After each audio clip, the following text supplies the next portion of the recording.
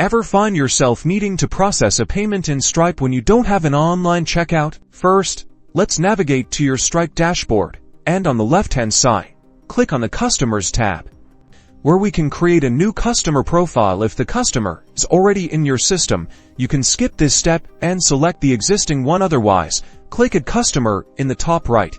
A new form will appear, prompting you to enter the customer's details. Be sure to include their email address, name, and any other relevant information. Then click on the Add Customer button. Now, from the customer's profile page, you will see the Add Payment Method button near the top right of the screen. Click this button to add their payment information.